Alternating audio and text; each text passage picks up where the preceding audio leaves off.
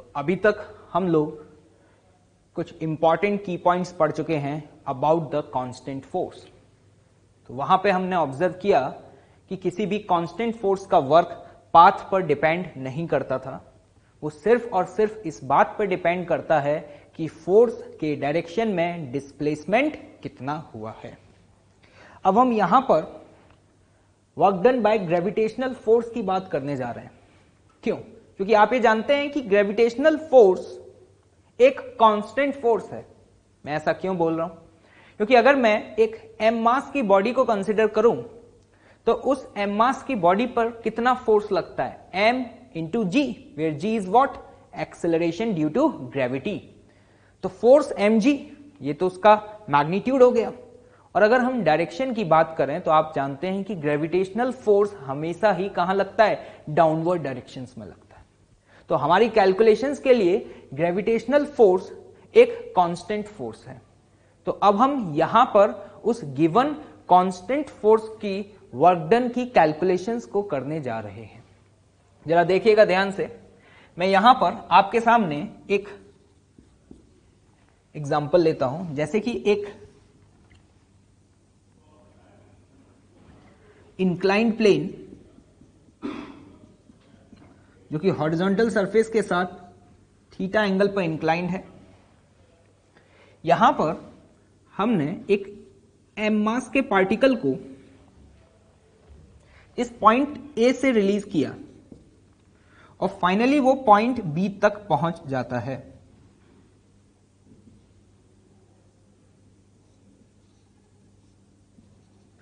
मतलब point A उसका initial position है और पॉइंट B उसका फाइनल पोजीशन है। यहां पर हॉरिजॉन्टल सरफेस के साथ जो ये हाइट आपको गिवन है, ये h गिवन है। क्लियर? अब सपोज आपसे ये क्वेश्चन पूछा जाए कि जब ये ब्लॉक पॉइंट A से पॉइंट B तक पहुंचा तो इस दौरान ग्रेविटेशनल फोर्स का वर्क कितना हुआ? मेरा क्वेश्चन समझ में आया? ध्यान से सुनिएगा। क्या पूछा जा रहा है? वर्क डन बाय ग्रेविटी जब ये गिवन ब्लॉक A से B तक पहुंच जाता है, बताएं कैसे कैलकुलेट करेंगे। अभी हम देख चुके हैं कि किसी भी कांस्टेंट फोर्स का वर्क कैलकुलेट करने के लिए हमें सिर्फ और सिर्फ क्या पता होना चाहिए? फोर्स के डायरेक्शन में डिस्प्लेसमेंट। तो जरा ध्यान से देखिएगा, यह है इनिशियल पोजीशन और यह है फाइनल पोजीशन। और जो फोर्स mg है वो हमेशा डाउनवर्ड डायरेक्शन में लगेगा। This is mg। तो मैं यहां पर क्या करूंगा? याद करें, अभी बताया था थोड़ी देर पहले, इनिशियल पोजीशन पर मैं एक लाइन ड्रॉ करूंगा जो कि mg के परपेंडिकुलर हो, मतलब इस गिवन फोर्स के परपेंडिकुलर हो और इनिशियल पोजीशन से पास करे। सिमिलरली यहां फाइनल पोजीशन पर भी एक लाइन ड्रॉ करूंगा और इन दो लाइंस के बीच में जो सेपरेशन है वो मैं देखूंगा, जो कि मुझे इस समय कितना गिवन है? h ऑलरेडी गिवन है। समझ आ रहा है? तो हमें बताओ कि जब ये बॉडी पॉइंट A से B तक पहुंचा तो फोर्स के डायरेक्शन में बॉडी कितना डिस्प्लेस हुई है? फोर्स हमेशा वर्टिकल डायरेक्शन में है, मतलब हम कह सकते हैं y डायरेक्शन में है। तो y डायरेक्शन में बॉडी कितना नीचे आया? h नीचे आया। तो यहां पर हम ग्रेविटी का वर्क क्या लिख सकते हैं? mg multiplied by h। उम्मीद कर रहा हूं कि समझ आ गया होगा। बहुत आसान था। हमने क्या किया? इनिशियल पोजीशन देखा और फाइनल पोजीशन देखा और यह देखा कि फोर्स के डायरेक्शन में डिस्प्लेसमेंट कितना हुआ है। और वो देखने का तरीका क्या है? दो लाइन ड्रॉ करो। शर्त यह है कि वो दोनों लाइन उस फोर्स के परपेंडिकुलर होनी चाहिए। समझ आया? देखिए एक और क्वेश्चन देखते हैं यहां पर। Question number 2। मान लीजिए ये कोई एक पाथ है,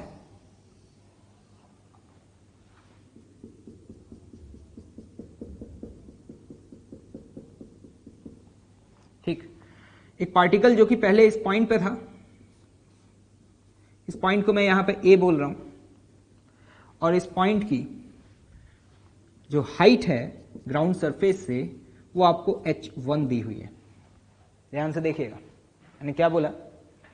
एक एम मास का पार्टिकल जो कि पॉइंट ए पर है और पॉइंट ए का ग्राउंड सरफेस से जो हाइट है वो h1 गिवन है, और ये पार्टिकल यहां से मूव करते हुए फाइनली सपोज इस पॉइंट पे पहुंच गया, ये है पॉइंट बी, और इस पॉइंट बी की जो ग्राउंड सरफेस से हाइट है ना भाई, ये हाइट आपको h2 दी हुई है, ये हाइट आपको क्या दी हुई है h2, और ये इस तरीके से मूव करते हुए यहां पहुंचा है। पता नहीं और भी फोर्सेस लग रहे होंगे, उन सभी फोर्सेस के बारे में यहां नहीं बताया गया। आपसे सिर्फ यहां पे ये पूछा जा रहा है कि जब ये पॉइंट ए से पॉइंट बी तक पहुंच गया तो वर्क डन बाय ग्रेविटी कितना हुआ, बताओ। क्वेश्चन समझ आया मैंने क्या पूछा? जब ये ब्लॉक ए से घूमते हुए बी तक पहुंचा तो ग्रेविटी का वर्क कितना होगा, बताओ जल्दी क्या लिखोगे। बहुत आसान है, ये इसकी इनिशियल पोजीशन है, यहां पर एक लाइन ड्रॉ करूंगा जो कि mg के परपेंडिकुलर हो। mg फोर्स हमेशा डाउनवर्ड लग रहा है तो ये लाइन हॉरिजॉन्टल, और यहां पे एक लाइन ड्रॉ करूंगा, इन दो लाइंस के बीच का सेपरेशन बताओ ये कितना होगा। अगर ये हाइट h1 है, ये हाइट h2 है, तो इन दो लाइंस के बीच का ये सेपरेशन क्या हुआ, h1 माइनस h2। क्लियर? तो हम ये कह सकते हैं कि फोर्स के डायरेक्शन में वो पार्टिकल कितना डिस्प्लेस हुआ है, h1 माइनस h2। तो बताओ वर्क डन बाय ग्रेविटी क्या लिखोगे, mg into h1 minus of h2। काफी आसान है, हमेशा याद रखिएगा, बहुत ही आसान है ग्रेविटेशनल फोर्स का वर्क कैलकुलेट करना। जब भी हमें ग्रेविटेशनल फोर्स का वर्क कैलकुलेट करना होगा तो हम सिर्फ और सिर्फ ये ऑब्जर्व करेंगे कि वो गिवन बॉडी वर्टिकल डायरेक्शन में, वर्टिकल का मतलब ग्रेविटेशनल फोर्स के डायरेक्शन में कितना डिस्प्लेस हुई है, दैट्स ऑल। अगर वो बॉडी नीचे आ रही है, ये बात भी ध्यान रखना, अगर वो बॉडी नीचे आ रही है तो ग्रेविटेशनल फोर्स का वर्क पॉजिटिव होगा।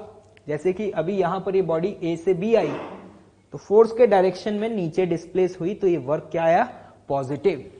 अगर इसका उल्टा होता, उल्टा मतलब अगर ऐसा होता कि ये बॉडी बी से ए जाता तो उसका डिस्प्लेसमेंट ऊपर होता और फोर्स नीचे था, तो उस समय आप ग्रेविटेशनल फोर्स का वर्क क्या लिखते, प्लस mgh और माइनस mgh, माइनस mgh लिखते। मैं क्या बताना चाह रहा हूं, फिर से रिपीट करता हूं कि अगर बॉडी नीचे आएगी तो हमेशा ग्रेविटेशनल फोर्स का वर्क पॉजिटिव होगा, और अगर बॉडी ऊपर जाएगी तो ग्रेविटेशनल फोर्स का वर्क नेगेटिव होगा।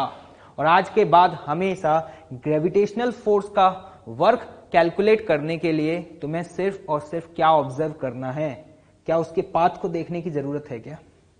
जब ये बॉडी ए से बी तक गया तो उसने कौन सा पाथ फॉलो किया, क्या ये जानना हमारे लिए जरूरी है क्या, बिल्कुल नहीं। हमें सिर्फ और सिर्फ क्या पता होना चाहिए, इनिशियली और फाइनली इन दो पॉइंट्स में y डायरेक्शन के अक्रॉस डिस्प्लेसमेंट कितना हुआ है, और उसको हम mg से मल्टीप्लाई कर देंगे, क्या हमें वर्क मिल जाएगा।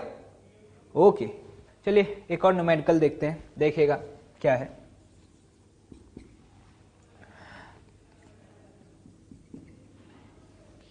एक लाइट रॉड जिसके एंड पॉइंट पर m मास का एक पार्टिकल कनेक्टेड है, ठीक, और इसका लेंथ है l। इस पे हमने कुछ फोर्स लगाया तो एकदम से जैसे हमने फोर्स लगाया तो ये जो रॉड है वो इस तरीके से डिफ्लेक्ट हो गया, और कुछ समय बाद ये रॉड यहां पहुंच गया, और जो डिफ्लेक्शन आया वो डिफ्लेक्शन आपको थीटा दिया हुआ है, ठीक। मतलब हम ये कह सकते हैं ये इसका इनिशियल पोजीशन है और ये क्या है, इसका फाइनल पोजीशन है। लिख देते हैं initial and this is what, final position. मतलब ये यहां से यहां तक गया है, ठीक। अब इस सिचुएशन में अगर आपसे ये पूछा जाए कि ये बताएं कि ग्रेविटेशनल फोर्स का वर्क कितना हुआ, मेरा क्वेश्चन समझ आया क्या है।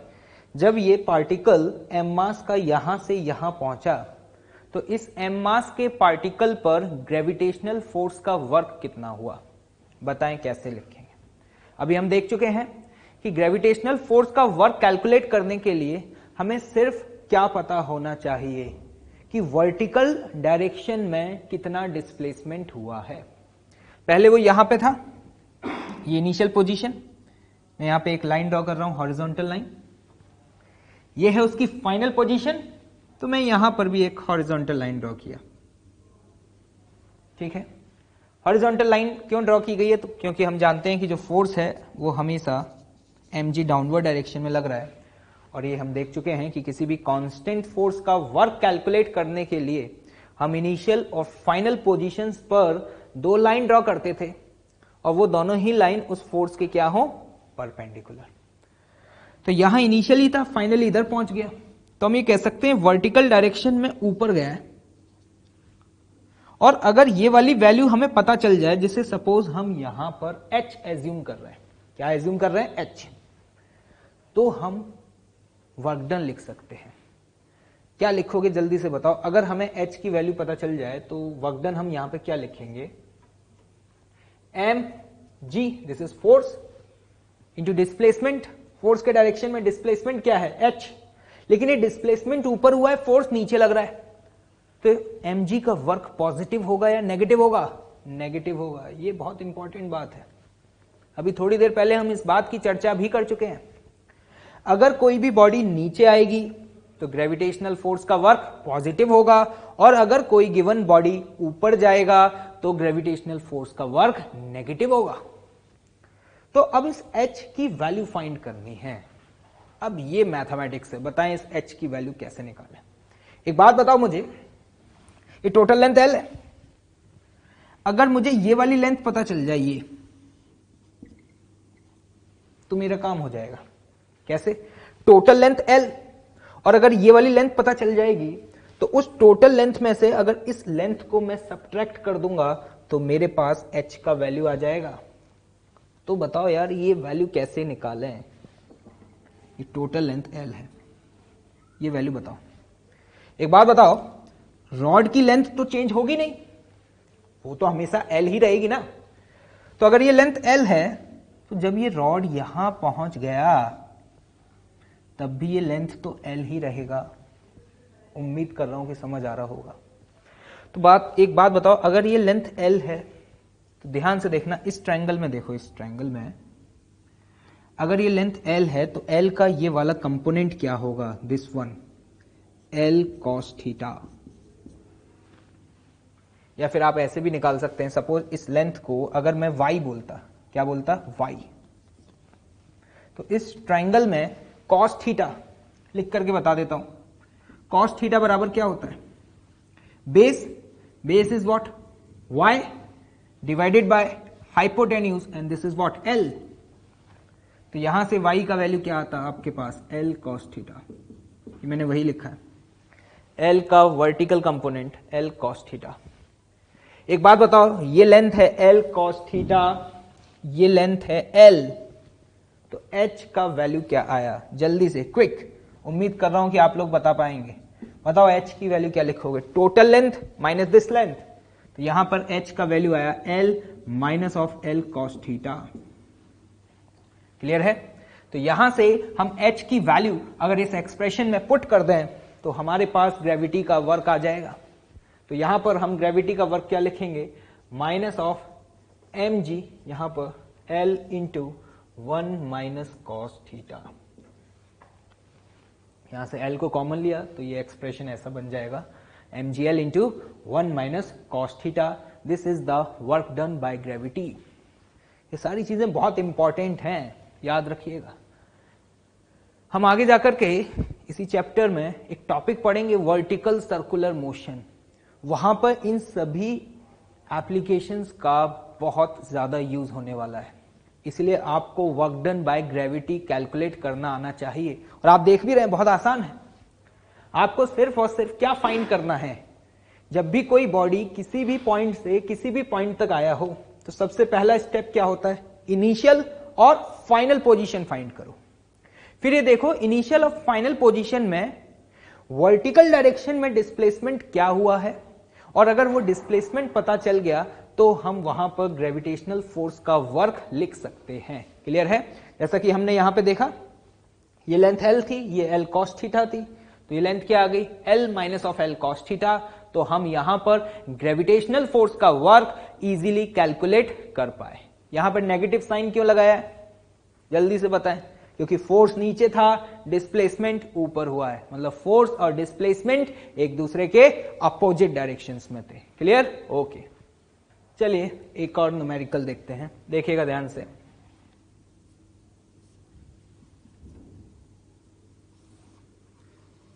वही सेम रॉड जैसा कि प्रीवियस क्वेश्चन में था, L लेंथ का, जिसके एंड पॉइंट पर एक m मास का पार्टिकल कनेक्टेड है। क्लियर?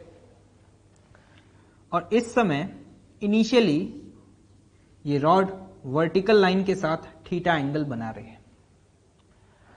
यहां से इस रॉड को रिलीज किया गया और फाइनली ये पार्टिकल कुछ इस तरीके से सर्कुलर मोशन करते हुए यहां पहुंचा। देखिए यहां ये जो पॉइंट है ये है इनिशियल पोजीशन, और ये जो पॉइंट है ये है फाइनल पोजीशन। इसको मैं ए बोल सकता हूं और इस पॉइंट को मैंने सपोज बी बोला। क्वेश्चन क्या है, ध्यान से सुनिएगा। एक m मास का पार्टिकल जो कि एक L लेंथ के रॉड से एंड पॉइंट पे कनेक्टेड है और वो पॉइंट A से B तक आ गया, तो मुझसे पूछा जा रहा है कि इस प्रोसेस में ग्रेविटी का वर्क क्या हुआ, बताएं। अब आप जल्दी से कैलकुलेट करके बताएं कि ये वैल्यू क्या आ रही है। आप लोग सीख चुके हैं ग्रेविटी का वर्क कैलकुलेट करना। ग्रेविटी का वर्क कैलकुलेट करने के लिए मुझे क्या पता होना चाहिए, क्विक। वर्टिकल डायरेक्शन में कितना डिस्प्लेसमेंट हुआ है, तो जरा ध्यान से देखिएगा। ये है इनिशियल पोजीशन और ये है फाइनल पोजीशन। तो मैं यहां पर दो हॉरिजॉन्टल लाइन ड्रॉ करूंगा, एक इनिशियल पोजीशन पर ये रहा और एक फाइनल पोजीशन पर, और इन हॉरिजॉन्टल लाइंस के बीच का ये है सेपरेशन। अगर मुझे ये सेपरेशन पता चल जाए, जिसे सपोज मैं यहां पर h एज्यूम कर रहा हूं, तो मैं ग्रेविटी का वर्क बहुत आसानी से लिख सकता हूं। बताएं ग्रेविटी का वर्क क्या लिखूंगा, mg इंटू h। मेरा मेन ऑब्जेक्टिव है कि मुझे h का वैल्यू फाइंड करना है इन टर्म्स ऑफ L और थीटा। एक बात बताएं, ये वर्क पॉजिटिव है या नेगेटिव? पॉजिटिव ही होगा, क्योंकि अभी इनिशियल पोजीशन ये है, फाइनल पोजीशन ये है, और ये बॉडी डाउनवर्ड डायरेक्शन में डिस्प्लेस हुई है ना भाई। तो ये अभी हम बात कर चुके हैं, जब भी डिस्प्लेसमेंट डाउनवर्ड डायरेक्शन में होगा तो ग्रेविटेशनल फोर्स का वर्क पॉजिटिव, और अपवर्ड डायरेक्शन में होगा तो ग्रेविटेशनल फोर्स का वर्क नेगेटिव। तो इतना तो श्योर है कि इस बार ग्रेविटेशनल फोर्स का वर्क पॉजिटिव आने वाला है। अब ये वैल्यू फाइंड करनी है, बताएं कितनी आ रही है ये वैल्यू, आप लोग खुद कैलकुलेट कर सकते हैं। एक बात बताओ, ये लेंथ L है, अगर मुझे ये लेंथ पता चल जाए तो मेरा काम हो जाएगा। ये लेंथ कैसे निकाले, ध्यान से देखना। ये L का वो कंपोनेंट जो इस लाइन के अलोंग होगा, अगर ये एंगल थीटा है तो कंपोनेंट करना तो उम्मीद कर रहा हूं कि आप लोग सीख ही चुके होंगे। अगर ये लेंथ L है तो इसका ये वाला कंपोनेंट क्या होगा अगर ये एंगल थीटा है तो, जल्दी से बताएं। L का ये कंपोनेंट L cos थीटा, बिल्कुल सही। ये वैल्यू क्या होगी, L cos थीटा। ये L cos थीटा और ये L। तो बताओ वर्टिकल डायरेक्शन में कितना डिस्प्लेसमेंट हुआ, जल्दी से मुझे H का वैल्यू बताओ फटाफट। H का वैल्यू क्या लिखोगे, L plus L cos theta. जहां पे हम L को कॉमन लें तो इसी एक्सप्रेशन को ऐसे भी लिख सकते हैं। क्लियर हो गया, खत्म। H का वैल्यू एक्सप्रेशन में पुट कर दें, क्या आंसर आ जाएगा, बिल्कुल। तो जल्दी से लिखें, वैल्यू क्या आ रही है आपकी, mgl into 1 plus cos theta, this is the work done by gravity. उम्मीद कर रहा हूं कि आप लोग ग्रेविटी का वर्क कैलकुलेट करना सीख चुके हैं। हमेशा फिर से फाइनली कंक्लूड कर देते हैं, ग्रेविटी का वर्क कैलकुलेट करने के लिए हमें क्या करना होगा। क्या हमें पार्टिकल के पाथ के बारे में पता होना जरूरी है? बिल्कुल नहीं, क्योंकि ग्रेविटेशनल फोर्स एक कांस्टेंट फोर्स है और एक कांस्टेंट फोर्स का वर्क पाथ पर डिपेंड नहीं करता। तो हमें क्या पता होना चाहिए? हमें सिर्फ और सिर्फ y डायरेक्शन में डिस्प्लेसमेंट क्या हुआ वो पता होना चाहिए, और वो निकालने का तरीका बहुत आसान है। इनिशियल और फाइनल पोजीशन पर आप दो हॉरिजॉन्टल लाइंस ड्रॉ करें और उन दो हॉरिजॉन्टल लाइंस के बीच में जो भी सेपरेशन होगा वही आपको क्या देगा? वर्क डन बाय ग्रेविटी देगा, उस डिस्प्लेसमेंट को अगर आप mg से मल्टीप्लाई कर देंगे तो। उम्मीद कर रहा हूं कि आज के बाद जब भी कभी calculation of work done by gravitational force आएगा तो आप इजीली कैलकुलेट कर पाएंगे। ठीक है, ओके। चलिए एक और न्यूमेरिकल देखते हैं, देखिएगा।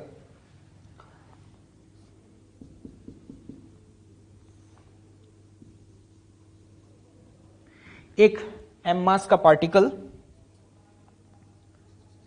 जो कि एक L लेंथ की रॉड से कनेक्टेड है।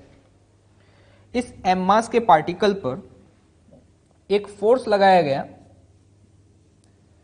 जिसका मैग्नीट्यूड F0 था, और ये फोर्स हमेशा हॉरिजॉन्टल डायरेक्शन में ही लग रहा था।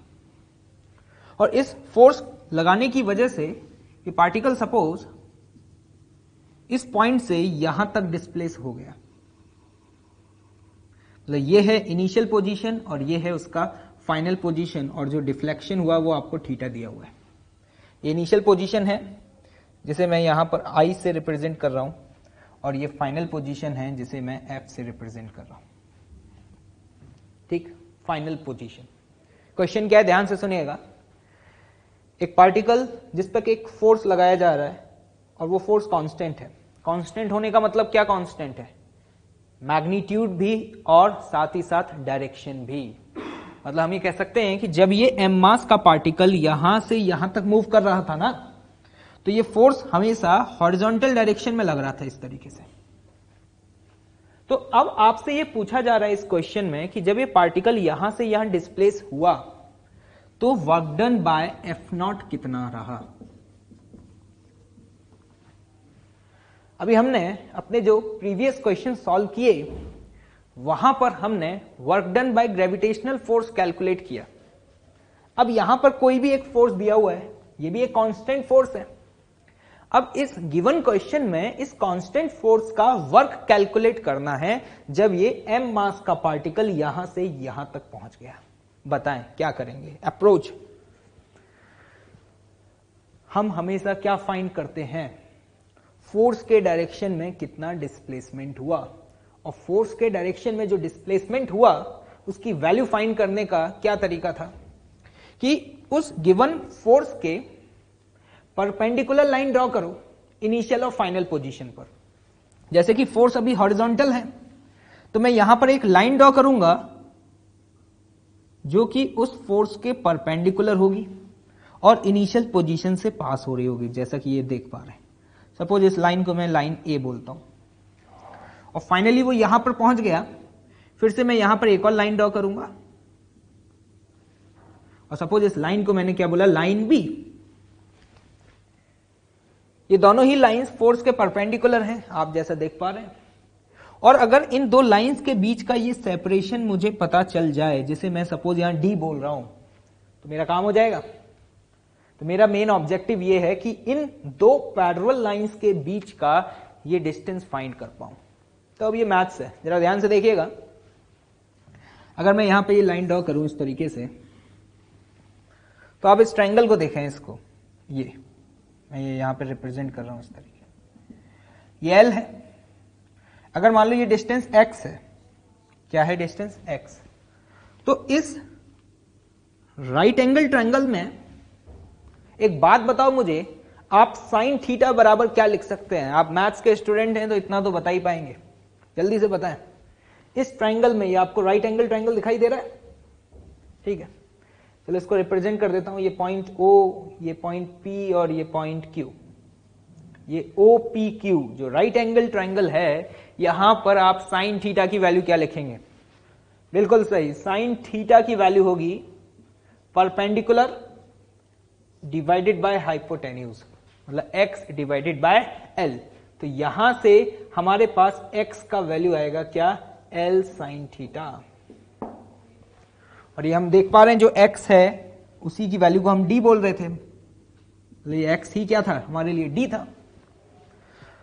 तो यहां से देख करके समझ में आया कि जब ये पार्टिकल इनिशियल से फाइनल पोजीशन तक पहुंचा तो फोर्स के डायरेक्शन में जो डिस्प्लेसमेंट हुआ वो डिस्प्लेसमेंट कितना है? L sine theta. तो क्या मैं अभी F0 के द्वारा जो वर्क हुआ है वो लिख सकता हूं क्या?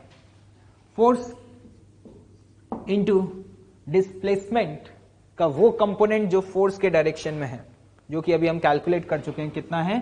L sine theta. क्या ये वर्क पॉजिटिव आएगा या नेगेटिव आएगा? पॉजिटिव आएगा। क्यों? आसान, जिस डायरेक्शन में फोर्स लग रहा है डिस्प्लेसमेंट भी उसी डायरेक्शन में हुआ है, तो this is the work done by the constant force F0। तो यहां से आपको उम्मीद कर रहा हूं कि कांस्टेंट फोर्सेस का वर्क कैलकुलेट करना तो काफी अच्छे से आ गया होगा। बहुत ही आसान होता है, जैसा कि आपने यहां पे देखा एक F0 फोर्स लग रहा था तो इसका वर्क कैलकुलेट करना था, तो हमने सिर्फ और सिर्फ क्या कैलकुलेट किया? फोर्स के डायरेक्शन में डिस्प्लेसमेंट। जैसे कि इससे पहले हम ग्रेविटेशनल फोर्स की कैलकुलेशन में भी ऐसा ही कुछ कर चुके हैं। क्लियर है? ओके, चलिए अब हम लोग यहां पर अगला टॉपिक स्टार्ट कर रहे हैं, work done by variable force. अभी तक हम किसी भी कांस्टेंट फोर्स की वजह से वर्क कैसे कैलकुलेट करते हैं वो सीख चुके हैं।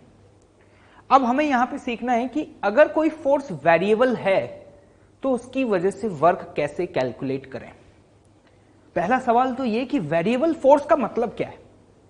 वेरिएबल मतलब जो चेंज हो रहा हो। फोर्स एक वेक्टर क्वांटिटी है।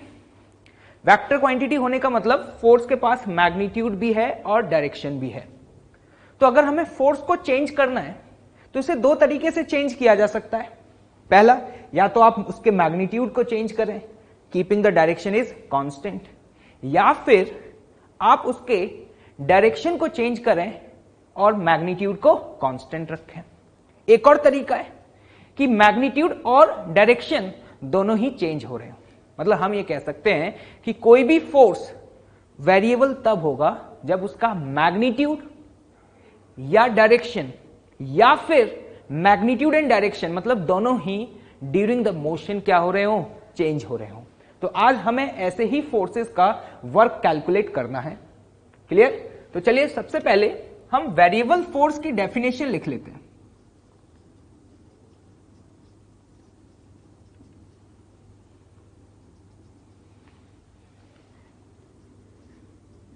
If the force applying on the body changing its direction,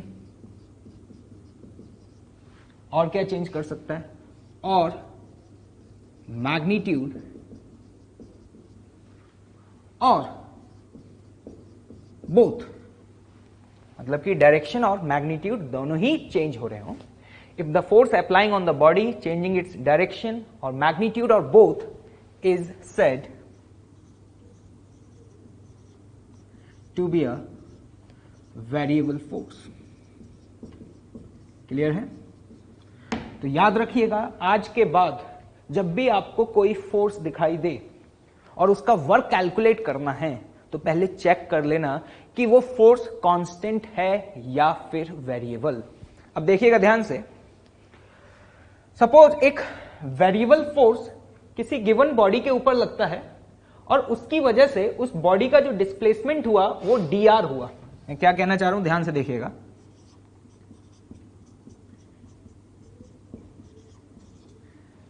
एक ये वेरिएबल फोर्स है इस फोर्स को लगने की वजह से उस बॉडी का डिस्प्लेसमेंट जो है वो dr हुआ, तो इस गिवन फोर्स के वर्क की वैल्यू क्या होगी, F डॉट dr। ये डॉट क्या है, स्केलर प्रोडक्ट। और अगर हम इस एक्सप्रेशन को इंटीग्रेट कर दें तो हमें नेट वर्क पता चल जाएगा। तो हम यहां पर लिख सकते हैं कि जो वर्क होगा वो क्या होगा, integral of F vector dot dr vector. आपको याद होगा जब हमने ये चैप्टर स्टार्ट किया था तो मैंने वहां पे जनरल एक्सप्रेशन यही लिखा था, लेकिन फिर हमने चर्चा करी थी work done bye constant force.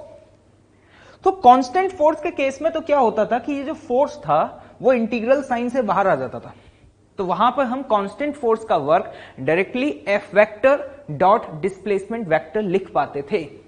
लेकिन आज ये फोर्स इस इंटीग्रल साइन से बाहर नहीं आ पाएगा। क्यों? क्योंकि आज ये फोर्स कैसा है, वेरिएबल फोर्स है। तो अगर फोर्स वेरिएबल हुआ तो वहां पर वर्क डन का जनरल एक्सप्रेशन ये होगा F vector dot dr vector. Clear है? इसे नोट डाउन करें। चलिए अब हम देखते हैं कि इन वेक्टर फॉर्म वेरिएबल फोर्स का वर्क डन का जनरल एक्सप्रेशन क्या लिख सकते हैं। मैं क्या कहना चाह रहा हूं अभी समझ आ जाएगा, देखिएगा। इन वेक्टर फॉर्म, अगर मैं फोर्स को वेक्टर फॉर्म में लिखना चाहता हूं तो मैं इस तरीके से लिख सकता हूं, Fx i cap plus Fy j cap plus Fz k cap. एक फोर्स है जो कि इस तरीके से वेक्टर फॉर्म में दिया हुआ है, और ये फोर्स क्या है, वेरिएबल फोर्स है सपोज, ठीक। और अगर सपोज कोई पार्टिकल का अगर मुझे पोजीशन वेक्टर लिखना है तो पोजीशन वेक्टर लिखने का तरीका क्या है, अगर उस पार्टिकल के कोऑर्डिनेट्स, जिस पॉइंट पे वो पार्टिकल प्रेजेंट है, उस पॉइंट का अगर कोऑर्डिनेट x, y, z हुआ तो मुझे जल्दी से बताएं कि उस पार्टिकल का पोजीशन वेक्टर क्या लिखोगे। तो ध्यान से देखना, x i cap plus y j cap plus z k cap. Clear? और अगर मैं उस गिवन पार्टिकल को थोड़ा सा स्लाइटली डिस्प्लेस कर दूं, तो जैसे ही हम उसे डिस्प्लेस करेंगे तो उसका पोजीशन वेक्टर चेंज हो जाएगा। तो स्लाइटली डिस्प्लेस करने पर ध्यान से देखना, मान लेते हैं कि r वेक्टर में जो चेंज आया वो बहुत स्मॉल है, तो उसे हम लिख सकते हैं क्या, dr वेक्टर। तो यहां पे dr वेक्टर इक्वल टू क्या लिखेंगे, dx i cap plus dy j cap plus dz k cap. ये dx क्या है, चेंज इन x, और x में चेंज अगर बहुत स्मॉल है तो इसे dx लिख दिया। और dy क्या है, change in y coordinate of the particle, और अगर चेंज बहुत स्मॉल है तो इसे हम dy लिख सकते हैं। सिमिलरली इसी तरीके से हमने ये लिखा है। ऐसा क्यों कर रहे हैं अभी आपको समझ में आ जाएगा। ये है dr वेक्टर और ये है f वेक्टर। अभी हमने वर्क डन का जनरल एक्सप्रेशन लिखा था, मुझे जल्दी से बताएं वो जनरल एक्सप्रेशन क्या था, integral of f vector dot dr vector. Clear? तो ध्यान से देखिएगा, अगर मैं यहां पर f और dr वेक्टर का डॉट करूं, डॉट मतलब स्केलर डॉट प्रोडक्ट, तो आपको डॉट प्रोडक्ट करना आता है, ये आप वेक्टर्स में सीख चुके हैं। जल्दी से बताएं क्या करते हैं डॉट प्रोडक्ट में, x कंपोनेंट को x के साथ मल्टीप्लाई करेंगे, y कंपोनेंट को y के साथ मल्टीप्लाई करेंगे, और सिमिलरली z कंपोनेंट को z के साथ मल्टीप्लाई करेंगे। तो अगर मैं यहां पर फोर्स और dr वेक्टर का डॉट करूंगा तो मेरे पास एक्सप्रेशन क्या बनेगा, बताएं जल्दी से। x को x के साथ मल्टीप्लाई करेंगे तो हम इसे लिख सकते हैं fx into d x, i cap dot i cap क्या हो जाएगा, 1।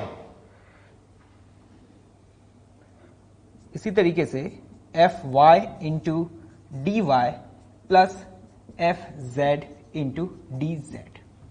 ये समझ में आया क्या किया है यहां पर, ये है integral sign f dot d r. तो ये हमारे पास एक जनरल एक्सप्रेशन आ गया। अब ध्यान से देखिएगा, सपोज पार्टिकल इनिशियली जिस पॉइंट पे था उस पॉइंट के कोऑर्डिनेट थे x1, y1, Z1।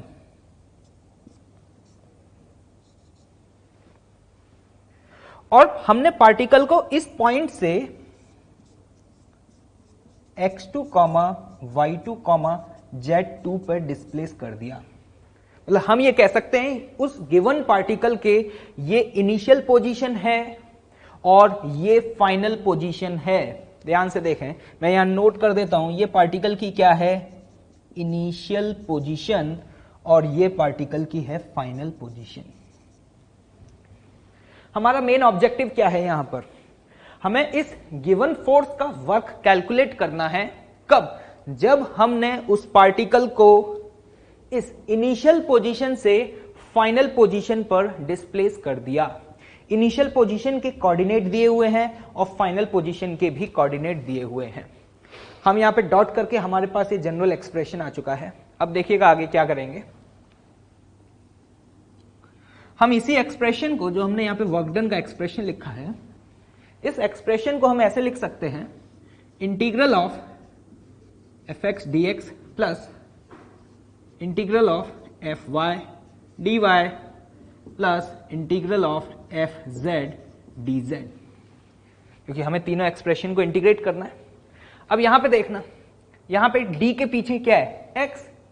तो जब हम यहां पे लिमिट लगाएंगे तो यहां पर x की लिमिट लगेगा। तो देखें ध्यान से, पार्टिकल का इनिशियल x कोऑर्डिनेट x1 था, फाइनल x कोऑर्डिनेट x2 है। तो यहां पे x की जब लिमिट लगेगी तो x2 और नीचे आएगा x1। This is the initial x coordinate and this is the final x coordinate. Similarly यहां पर बताएं y की क्या लिमिट लगाएंगे। y का इनिशियल पोजीशन क्या था, y1, बिल्कुल सही। फाइनल पोजीशन क्या था, y2। इसी तरीके से z की इनिशियल पोजीशन क्या है, z1, और फाइनल पोजीशन क्या है, z2। और अगर हम इस एक्सप्रेशन को इंटीग्रेट कर देंगे तो हमारे पास इस गिवन वेरिएबल फोर्स का वर्क आ जाएगा। खास बात जो कि बहुत इंपॉर्टेंट है, ध्यान से देखना, जब भी आप लोअर लिमिट रखेंगे तो लोअर लिमिट में हमेशा इनिशियल कोऑर्डिनेट्स आएंगे x1, y1, z1। और जब आप अपर लिमिट रखेंगे इंटीग्रेशन का तो अपर लिमिट में फाइनल कोऑर्डिनेट्स आएंगे x2, y2 एंड z2। अगर आप x के रेस्पेक्ट में इंटीग्रेट करेंगे तो x की लिमिट, y के रेस्पेक्ट में इंटीग्रेट करेंगे तो y की लिमिट, और z के रेस्पेक्ट में इंटीग्रेट करेंगे तो z की लिमिट रखेंगे। यह है वेक्टर फॉर्म में जनरल एक्सप्रेशन, जो कि हमें याद होना चाहिए। कोई बहुत बड़ी चीज नहीं है, बहुत आसान सी बात है। जब भी आपको वेरिएबल फोर्स का वर्क कैलकुलेट करना है तो क्या करना है, फोर्स के x कंपोनेंट को x के रेस्पेक्ट में इंटीग्रेट करें, फोर्स के y कंपोनेंट को y के रेस्पेक्ट में इंटीग्रेट करें, और फोर्स के z कंपोनेंट को z के रेस्पेक्ट में इंटीग्रेट करें। और लिमिट रखते समय लोअर लिमिट हमेशा इनिशियल पोजीशन, और फाइनल जो अपर लिमिट है वो क्या आएगी, हमेशा फाइनल पोजीशन। तो ये हमारे पास एक जनरल एक्सप्रेशन निकल के आ गया है जब भी हमें वेरिएबल फोर्स का वर्क कैलकुलेट करना पड़ेगा। क्लियर है? उम्मीद कर रहा हूं कि आपको समझ में आ गया होगा, और ये एक्सप्रेशन हमारे लिए बहुत इंपॉर्टेंट है, याद रखना है। क्लियर? ओके, चलिए एक न्यूमेरिकल सॉल्व करते हैं। क्वेश्चन पढ़ें। If the force of 2i cap plus 2y j cap plus 3z square k cap acts on the particle and particle goes from 1, 2, 1 to 2, 3, 0. Find work done by force. Question समझ में आया? एक particle है जो कि initially इस position पे था और फाइनली इस पोजीशन पे पहुंच गया, तो इस दौरान इस गिवन फोर्स का वर्क कितना हुआ? मतलब मैं ये कह सकता हूं ये पार्टिकल की क्या है, जल्दी बताएं, क्विक, इनिशियल पोजीशन, और ये क्या है पार्टिकल की फाइनल पोजीशन, और मुझे इस गिवन फोर्स का वर्क कैलकुलेट करना है। क्लियर? एक बात बताओ मुझे, ये जो फोर्स आपको दिया हुआ है, ये कांस्टेंट फोर्स है या वेरिएबल फोर्स है, ये कैसे पता चलेगा? जरा फोर्स को ध्यान से देखो। फोर्स का एक्स कंपोनेंट क्या है? 2, जो कि कांस्टेंट है, ठीक है। लेकिन अगर आप फोर्स के वाई कंपोनेंट को देखें तो वाई कंपोनेंट क्या है? 2y। तो यहां पे y क्या है? पार्टिकल की पोजीशन है। तो जैसे जैसे पार्टिकल की पोजीशन चेंज होगी तो उसका y कोऑर्डिनेट चेंज होगा, और अगर y कोऑर्डिनेट चेंज हुआ तो हम कह सकते हैं कि फोर्स का y कंपोनेंट चेंज होगा। क्लियर? और सिमिलरली अगर आप यहां पे z कंपोनेंट को देखें तो z कंपोनेंट क्या है? 3z²। मतलब पार्टिकल पे जो फोर्स लग रहा है उसका z कंपोनेंट पोजीशन पर डिपेंड कर रहा है। तो जब पार्टिकल मूव करेगा तो उसका z कोऑर्डिनेट चेंज होगा, और अगर z कोऑर्डिनेट चेंज हुआ तो फोर्स का ये कंपोनेंट भी चेंज होगा। तो हम यहां पे देख पा रहे हैं कि पार्टिकल पर जो फोर्स लग रहा है ना, वो फोर्स पार्टिकल की पोजीशन के साथ लगातार चेंज हो रहा है, जैसा कि हम यहां देख करके समझ पा रहे हैं। मतलब ये तो तय हो चुका है कि ये फोर्स कांस्टेंट है या फिर ये फोर्स वेरिएबल है। वेरिएबल है। क्लियर? और एक वेरिएबल फोर्स का वर्क हमें कैलकुलेट करना आता है। अभी हमने जनरल एक्सप्रेशन लिखा था, याद होगा आपको। तो चलिए उसी एक्सप्रेशन को रखने जा रहे हैं यहां पर। Integral of f x, x component क्या है? 2 dx। Clear? Plus integral of f y, f y, what is the y component? y component is 2y dy plus integral of 3z² dz। और आसान है, अभी थोड़ी देर पहले बताया भी था, जब भी वेरिएबल फोर्स का वर्क कैलकुलेट करना हो तो क्या करते हैं? x कंपोनेंट को x के रेस्पेक्ट में इंटीग्रेट करेंगे, y कंपोनेंट को y के रेस्पेक्ट में, और z कंपोनेंट को z के रेस्पेक्ट में इंटीग्रेट करेंगे। क्लियर? अब बात आती है लिमिट्स की। x की लिमिट रखनी है। इनिशियल पोजीशन क्या थी? 1। x को देखो सिर्फ, x को, और फाइनल क्या है? 2। ये गलती नहीं होनी चाहिए। अगर यहां d के पीछे x है तो यहां पे लिमिट भी x कोऑर्डिनेट्स की ही आएंगी। तो initial position 1, final position 2। Clear? Similarly यहां पे बताओ, इनिशियल y कोऑर्डिनेट क्या है? 2। उम्मीद कर रहा हूं समझ आ रहा होगा। और फाइनल y कोऑर्डिनेट क्या है? 3। तो मैं यहां पे कह सकता हूं इनिशियल y कोऑर्डिनेट 2 है और फाइनल y कोऑर्डिनेट 3 है।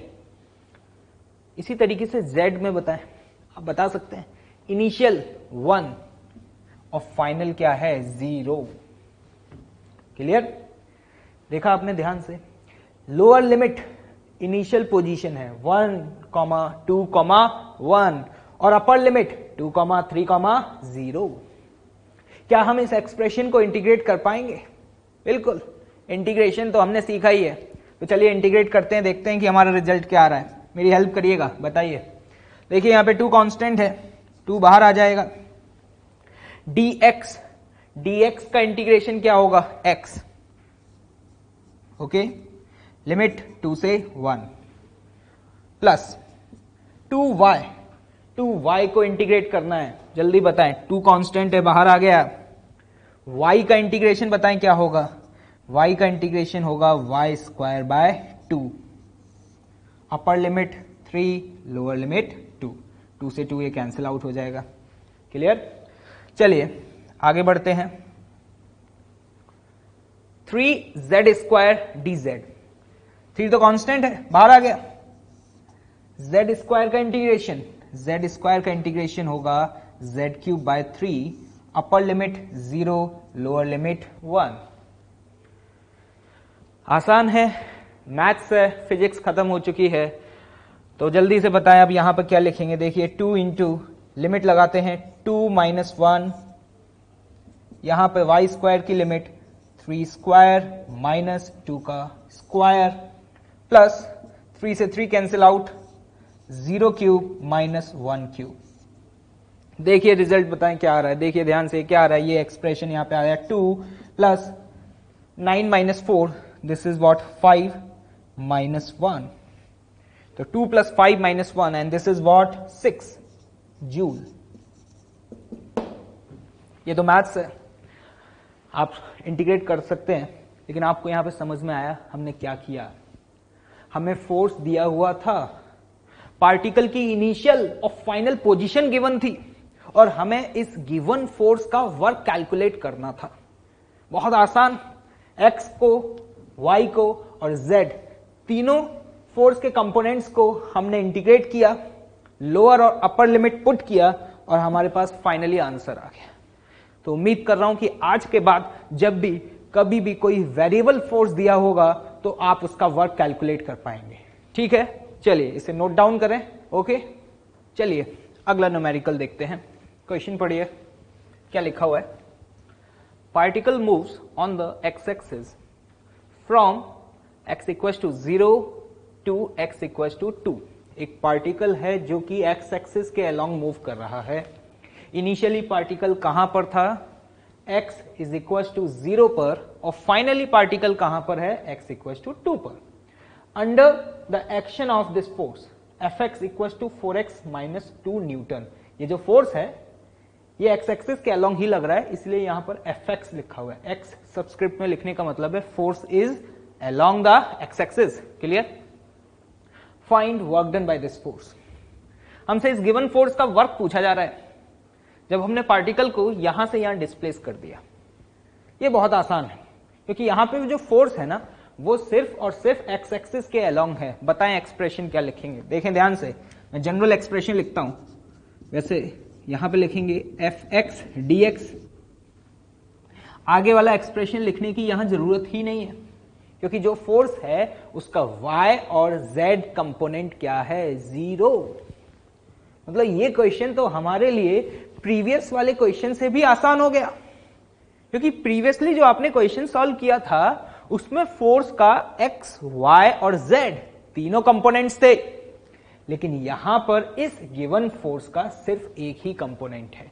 मतलब हमें इस एक्सप्रेशन को क्या करना है, इंटीग्रेट करना है। जल्दी से बताएं Fx की वैल्यू क्या लिखेंगे, 4x minus 2 integral dx। Limit किसकी लिमिट आएगी, x की। बताएं x का इनिशियल पोजीशन क्या है, 0 और फाइनल पोजीशन क्या है, 2। क्या हम अगर इस एक्सप्रेशन को इंटीग्रेट कर दें तो हमें इस गिवन फोर्स का वर्क मिल जाएगा क्या, बिल्कुल। बताएं जल्दी से, इंटीग्रेट करना आप लोगों को आता है। इस एक्सप्रेशन को अगर इंटीग्रेट करेंगे तो देखिए 4 कांस्टेंट x का इंटीग्रेशन क्या होगा, x square by 2, upper limit 2, lower limit 0, minus 2 constant है बाहर, और dx का इंटीग्रेशन क्या होगा, x 2 से 0। आप लोग खुद से करके देखिएगा कि रिजल्ट यही आ रहा है या नहीं। यहां पर 2 से कैंसिल आउट होगा तो 2 इंटू लिमिट रखते हैं, x इक्वल टू 2 पुट करेंगे, 2 का square minus 0 square minus 2 multiplied by 2 minus 0। खुद से ट्राई करके देखें आपका एक्सप्रेशन यही बन रहा है या नहीं। देखिएगा ये एक्सप्रेशन क्या हो रहा है, 4 into 2 8 and this is what, minus 4। तो ये वैल्यू आती है आपके पास 4 जूल। समझ आया। मतलब इस फोर्स का वर्क जब हम उस पार्टिकल को x बराबर 0 से x बराबर 2 तक डिस्प्लेस करेंगे कितना होगा, 4 जूल होगा। जैसे कि ये हमारे लिए काफी आसान था। यहां पे जो फोर्स था वो सिर्फ x एक्सिस के ही अलोंग था, तो हमें सिर्फ Fx को ही इंटीग्रेट करना पड़ा। क्लियर, ओके, नोट डाउन करें। चलिए अगला न्यूमेरिकल देखते हैं। क्वेश्चन को पढ़ें और नोट डाउन करें। क्या है question, a particle moves along the x axis as x equals to t square plus t. एक पार्टिकल है जो कि x एक्सिस के अलोंग मूव कर रहा है और उसका जो x कोऑर्डिनेट है वो टाइम के साथ किस तरीके से चेंज हो रहा है ना, उसका वेरिएशन आपको यहां पे दिया हुआ है। जैसा कि आप देख पा रहे हैं x इक्वल्स टू क्या लिखा है, टी स्क्वायर प्लस टी। यहां पे जो t है वो नोट कर लेना, t क्या है, यहां पर टाइम है।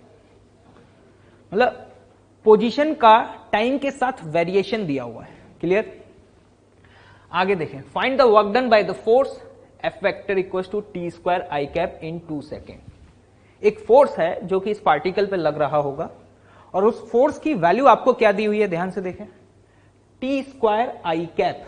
मतलब ये फोर्स एक्स एक्सिस के अलोंग लग रहा है और इस फोर्स का वेरिएशन टाइम के साथ दिया हुआ है इन 2 सेकेंड्स, मतलब हमें इस फोर्स की वजह से 2 सेकेंड में कितना वर्क हुआ वो कैलकुलेट करना है। बताएं क्या अप्रोच होगा। एक बात बताओ मुझे, ये जो फोर्स है ये कांस्टेंट है या वेरिएबल है? वेरिएबल है। क्यों? जरा आप ध्यान से देखें, फोर्स क्या है? T square i cap. तो आप ध्यान से देखें, डायरेक्शन तो हमेशा एक्स एक्सिस के अलोंग है, लेकिन टाइम के साथ इस फोर्स का मैग्नीट्यूड लगातार क्या होगा? चेंज होगा। मतलब जैसे जैसे टी का वैल्यू चेंज होता जाएगा वैसे वैसे इस फोर्स का मैग्नीट्यूड चेंज होता जाएगा। मतलब हम ये कह सकते हैं कि हमारे पास एक ऐसा फोर्स है जिसका डायरेक्शन तो कांस्टेंट है। मैं क्यों बोल रहा हूं? क्योंकि फोर्स हमेशा आई कैप के अलोंग ही लग रहा है, लेकिन इसका मैग्नीट्यूड टाइम के साथ वेरी कर रहा है। मतलब ये हमारे लिए एक वेरिएबल फोर्स हो गया और ये फोर्स एक्स एक्सिस के अलोंग लग रहा है। तो एक बात बताना मुझे, अगर मुझे वर्क डन लिखना है तो एक ही कंपोनेंट है, तो मैं सिंपली ऐसे लिख सकता हूं F x into d x. Clear? F x force बताएं कितना है? T square into d x. मेरे पास ये एक्सप्रेशन आ गया। समझ में आया मैंने क्या किया? यहां से फोर्स की वैल्यू पुट कर दी। इसके अलावा और कोई एक्सप्रेशन तो आएगा ही नहीं। क्यों? क्योंकि फोर्स का y और z कंपोनेंट 0 है। अब बताओ, क्या तुम इस एक्सप्रेशन को इंटीग्रेट कर पाओगे? जल्दी बताओ। अब आप कहोगे हाँ सर बिल्कुल सर, टी स्क्वायर का इंटीग्रेशन क्या होता है? टी स्क्वायर का इंटीग्रेशन होगा टी क्यूब बाय 3, लेकिन वो है बिल्कुल गलत। ये है एक कॉमन मिस्टेक जो हमसे हो जाती है। हमने जैसे देखा टी स्क्वायर, तो हमने कहा टी स्क्वायर को इंटीग्रेट करेंगे तो टी क्यूब बाय 3 हो जाएगा, लेकिन अभी आप इस एक्सप्रेशन को इंटीग्रेट ही नहीं कर सकते। नहीं, ये क्या? क्यों नहीं कर सकते? जरा ध्यान से देखना, यहां पे डी के पीछे क्या है? एक्स। मतलब ये एक्स का फंक्शन है, एक्स मतलब पोजीशन, और ये टाइम का फंक्शन है। तो ये टाइम का अगर फंक्शन है तो आप अभी इसे इंटीग्रेट कर ही नहीं पाएंगे। अगर ये एक्सप्रेशन कुछ ऐसा लिखा हुआ होता, कैसा? Integral of T square D T, तो गारंटी है तो आप इस एक्सप्रेशन को इंटीग्रेट करके टी क्यूब बाय 3 लिख सकते थे। या फिर ये एक्सप्रेशन कुछ ऐसा लिखा हुआ होता, integral of x square D x, तो आप इसको इंटीग्रेट करके लिख सकते थे एक्स क्यूब बाय 3। ऐसा भी हमने देखा भी है। प्रीवियसली जो क्वेश्चन सॉल्व किए उसमें जो फोर्स था उसका पोजीशन के साथ वेरिएशन दिया हुआ था, तो वहां पे कुछ एक्सप्रेशन ऐसा बनता था तो हम इंटीग्रेट कर देते थे। लेकिन आज दिक्कत है। आज दिक्कत क्या है? आज दिक्कत ये आ रही है कि ये है टाइम का फंक्शन और ये है पोजीशन का फंक्शन, तो इसे हम इंटीग्रेट नहीं कर पाएंगे। किसी भी एक्सप्रेशन को आप इंटीग्रेट तभी कर सकते हैं जब ये दोनों सेम टाइप के वेरिएबल्स के फंक्शन हों। तो अब यहां पर या तो हम टाइम को एक्स के टर्म्स में लिख पाए, या फिर हम पोजीशन को टाइम के रिस्पेक्ट में रख पाए। मैं क्या कहना चाह रहा हूं, समझ में आ रहा है? या तो हम कैसे भी करके टी की वैल्यू एक्स के टर्म्स में पुट करते हैं, या फिर यहां पे dx की वैल्यू t के टर्म्स में पुट कर दें, तभी हम फर्दर इस एक्सप्रेशन को सॉल्व कर पाएंगे। मैं क्या कहना चाह रहा हूं, उम्मीद कर रहा हूं कि आपको समझ में आ रहा होगा। चलिए अब हम क्या करें। एक बात बताएं, मुझे ये x दिया हुआ है, x बराबर क्या दिया हुआ है? T square plus T. Clear? अगर मैं इस x को डिफ्रेंशिएट करूं, क्यों कर रहे हैं अभी समझ में आ जाएगा। अगर इसको डिफरेंशिएट करें तो dx बाई dt ऐसे लिखेंगे एक्सप्रेशन। तो बताओ अगर इसको डिफरेंशिएट करोगे तो टी स्क्वायर का डिफरेंशिएशन क्या होता है? 2t, और t का डिफरेंशिएशन क्या होता है? 1। क्लियर? तो एक बात बताओ, अगर मैं यहां पे dt को मल्टीप्लाई कर दूं तो ये एक्सप्रेशन क्या बनेगा? जल्दी से quick. 2t plus 1 multiplied by dt। Clear है? यहां से हम देख पा रहे हैं हम dx की वैल्यू को क्या लिख सकते हैं? 2t plus 1 into D T. अब ध्यान से देखना, क्या मेरे पास dx का value in terms of t आ गया? क्या आ तो गया, यही तो मेरा मेन ऑब्जेक्टिव था। अब जरा ध्यान से देखना, अगर ये dx की वैल्यू को मैं यहां पुट कर दूं तो मेरा काम हो जाएगा। जरा देखते हैं dx की वैल्यू को यहां पे पुट करेंगे तो देखिए एक्सप्रेशन क्या बन रहा है, integral of T square into 2t plus 1 into dt। Clear?